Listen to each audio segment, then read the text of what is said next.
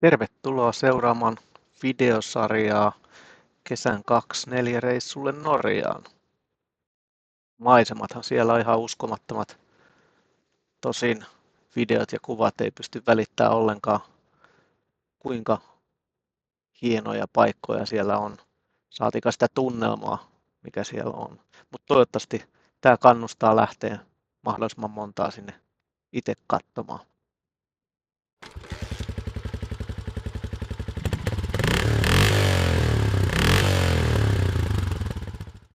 Ja mikä se reissusuunnitelma olikaan? Päivä 1 kotoa Turkuun. Siitä sitten aamulla oltaisiin Tukholmassa. Päivä 2 siirtymäajoa Norjaan, Dombossiin.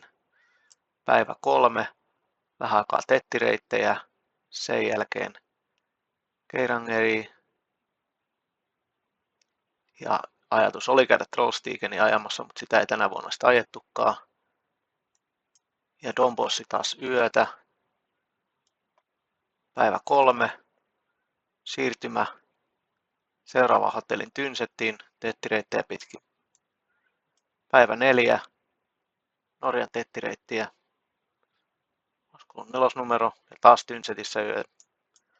Päivä 5 tettireittiä Ruotsiin, Säleniin. Päivä 6 Tukholmaan jotain reittejä pitkin niin, että olisi kerennyt iltalaivaan. Ja päivä 7 taas Turusta kotiin. Mut katsotaan, miten kävi.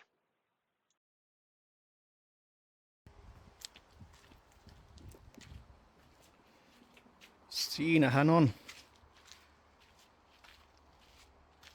hakattuna ja valmiina seikkailuun. Paljutkin siinä sitten ajeli ohi, kun suunnittelin reittejä, ettei nyt ihan assua tarvisi ajella. Ja löytyihän niitä hiekkateitäkin siihen menomatkaan.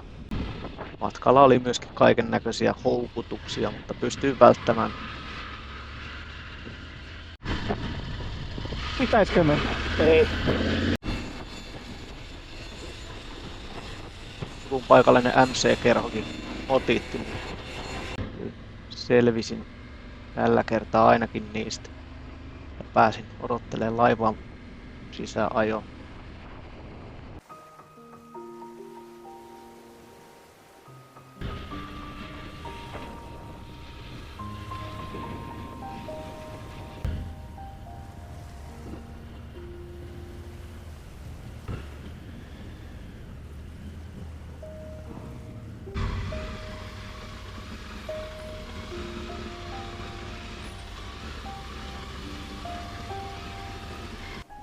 Hytti oli kyllä tällä kertaa piilotettu niin hyvin, ettei sitä mennä löytyä edes vaikka kysyä neuvoa.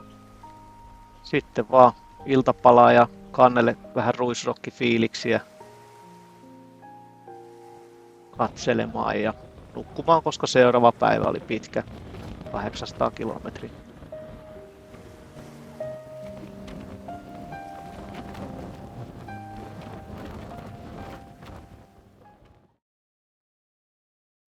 Päivä 2. Todella huonosti nukutun yön jälkeen on aina ilo lähteä pitkälle ajoreissulle. Siinä sitten tankkausta, vähän energiaa, 21 € aamupalat ja kamat kasaan ja toteamaan, että pyörä tallessa, ei muuta matkaa.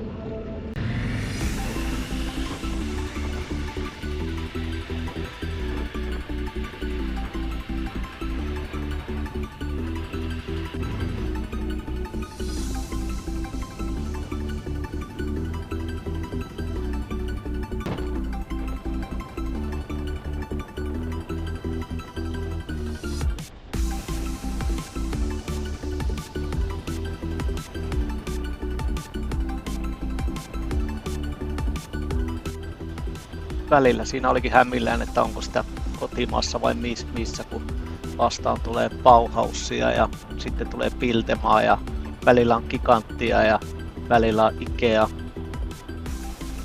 Eipä siinä paljon videoita tullut kuvailtu, motaria hyki menemään, niin Jälkikäteen aina voi miettiä, että oliko siinä yhtään mitään järkeä, mutta Norjaan mä halusin ja olin päättänyt mennä mahdollisimman nopeasti sinne, niin siellä on enemmän aikaa ajella. Siinä sitten Charlottesbergissä vielä ennen rajaa kävin tankkaamassa syömässä ja jatkoin aika pikaiseen matkaan. Norjalaisetkin tykkäsivät käydä tankkaamassa Ruotsin puolella, niin taitaa olla Norjassa sen verran kalliimpaa se bensa, että siinä on jotain järkeä.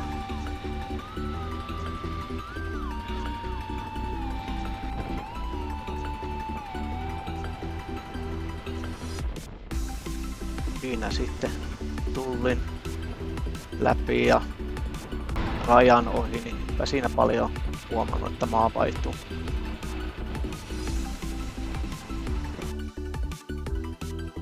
Siinä heti rajan jälkeen kaiken maailman peikkoja, niin niitä kyllä riitti.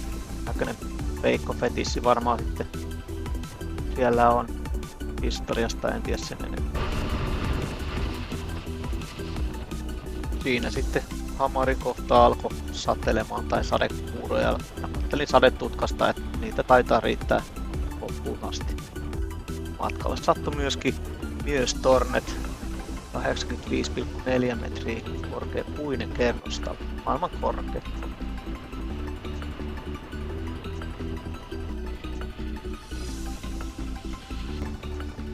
Lillehammer alkoi lähestyä. Hyppyrimätkin siellä näkyy, niin päätin sitten lähteä keskustan kautta sinne sekoilemaan. Siinä ei kyllä ollut mitään järkeä, sen verran paljon tietöitä ja kaiken näköistä. Mutta löytyihän ne hyppyrimäät ja alkoi tajumaan, että kyllä maisemat on kyllä hienot. Viimeiset 160 kilometriä alkoi näyttää jo tosi sateiselta ja kyllä siellä salamoitakin näkyi siellä silloin tällöin siellä vuorilla. Niin alkoi väsymyskin vielä tietenkin painamaan, niin siinä oli vähän huonot eväät tuolle viimeiselle parille tunnille. Ja sitten sitä vettä alkoi tulemaankin, ja sitä kyllä riitti.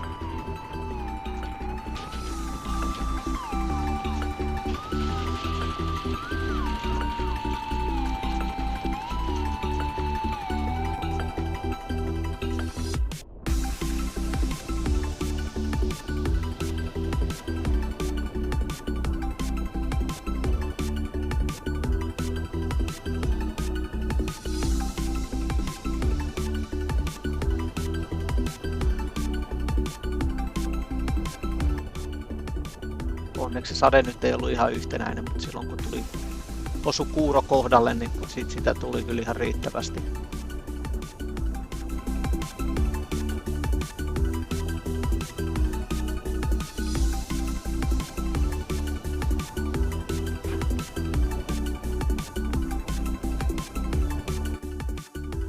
Ehjänä kuitenkin Don Bossin pääsi ja paikallisen markettiin hakemaan vähän ruokaa ja sen jälkeen hotellille ja mitäs muuta vastassa on kuin niitä peikkoja.